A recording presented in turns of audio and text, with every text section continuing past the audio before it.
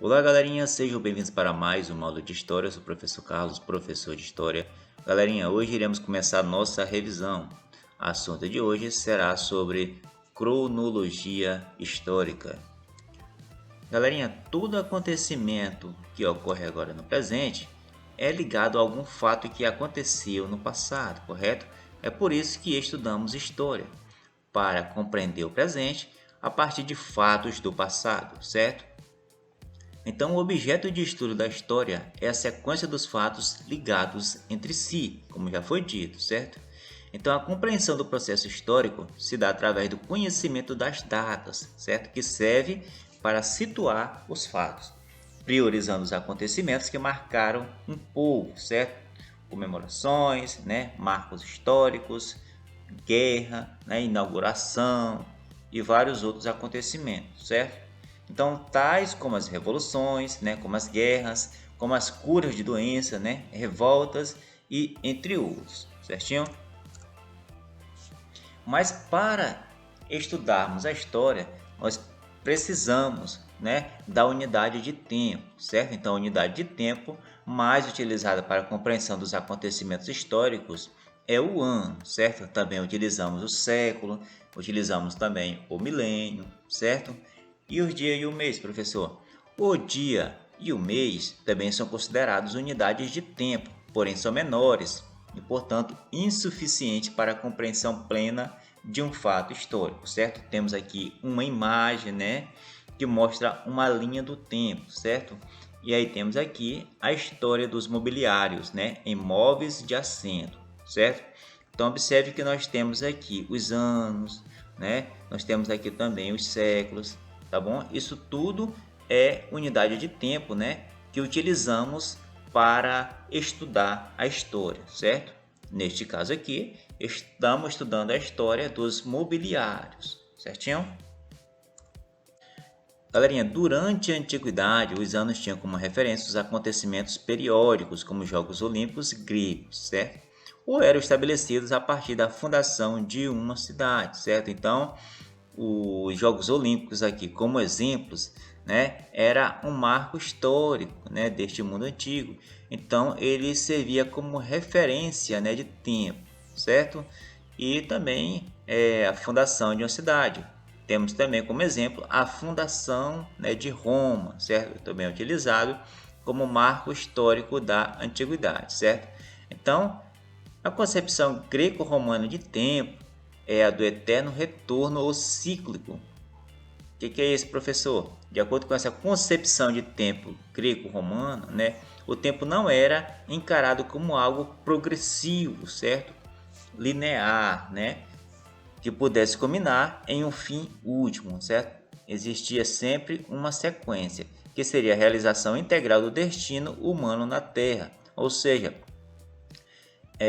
o destino dos humanos, segundo a concepção grego-romana, eles iam apenas progredindo, de tempo em tempo, certo? Não existia um fim, correto? Então, galerinha, um pouquinho mais adiante na Idade Média, foi neste período, período da Idade Média, que a cronologia cristã se estabeleceu terminantemente no mundo ocidental. Ou seja, agora Cristo ele realmente passa a fazer parte, da cronologia histórica, certo? E segue até os dias atuais. Então, a cronologia dos judeus se baseou na suposta criação de quê? Do mundo, como já foi dito, da Gênesis, correto? Então, outro povo ganha importância aqui, que são os muçulmanos, Então, os muçulmanos, em sua cronologia, é baseada em quê? Na Hégira. E o que é Hégira, professor? É a fuga de Maomé da cidade de Meca para Medina. E isso ocorreu em 622, durante a era cristã, tá? Acho que vocês já estudaram, sobre os muçulmanos. Se você não estudou, outro dia, um pouquinho mais adiante, eu irei fazer um vídeo sobre este assunto, correto? Então, nós temos aqui uma imagem, do mundo muçulmano e temos outra imagem aqui que mostra a fuga de Maomé, tá aqui Meca, então ele saiu de Meca para Medina, isso tudo onde? Na Arábia Saudita, correto? Então, eu trouxe esse mapa, para ajudar vocês. E esta imagem aqui representa, Maomé aqui conversando com seu povo, correto? Então, galerinha, vamos dar mais um salto na história, correto? No decorrer da Revolução Francesa, ficou decidido que os anos começariam a ser contados a partir da proclamação da República Francesa, certo? Isso quando? Em 21 de setembro de 1792. Foi o primeiro dia da era republicana, correto? Então, este é um marco importante, né, que ficou estabelecido para os franceses, correto?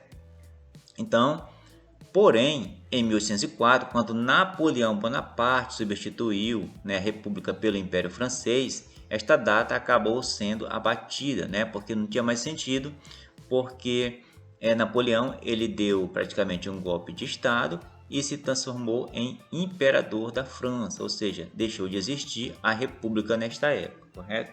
Então, a cronologia cristã, né, tornou-se universal. Isso, né, passou a atuar em todo o mundo, né? Isso se fez com que os anos antecedentes ao nascimento de Cristo fosse inserido nesta contagem.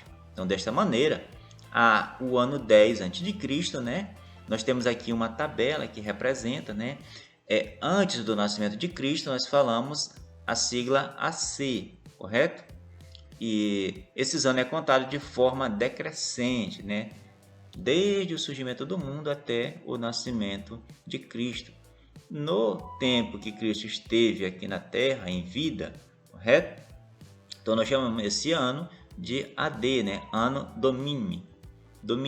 Mas quase a gente não utiliza esta nomenclatura, correto? Então depois de Cristo, alguns livros históricos nós encontramos a sigla DC, em outros não. Quando nós não encontramos, nós sabemos que estamos vivendo nesta época, né? Na época que ocorreu algum fato histórico depois de Cristo, certinho?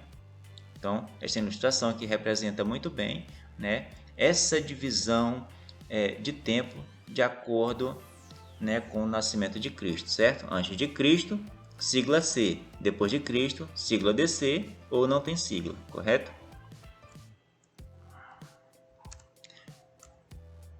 Agora iremos estudar um pouquinho sobre a periodização da história, certo? E quando a história ela é dividida em 4 períodos, certo? O que estamos estudando, né, agora há pouco era os tempos históricos, né, de acordo com certos acontecimentos, de acordo, né, com certas idades, né? Estamos um pouquinho de como era contado o tempo, né, durante a Idade Antiga, né? E aí passamos para o século VI, né? E depois fomos para a Idade Média e agora estamos na Idade Moderna. Foi na Idade Moderna, né, para a Idade Contemporânea, que começou a se dividir a história em 4 períodos, correto? Então vamos ler um pouquinho aqui o nosso slide. A história reúne diversos acontecimentos, se tornando uma grande coletora de fatos, desde o aparecimento da escrita até os dias de hoje, certo? É o que chamamos de fontes históricas. Para estarmos a fontes históricas, né, nós precisamos saber sobre o tempo histórico, correto? Né? A fonte histórica é a fonte de conhecimento sobre o passado, que ocorre em certo período da história, e para isso precisamos, né, do tempo histórico, né?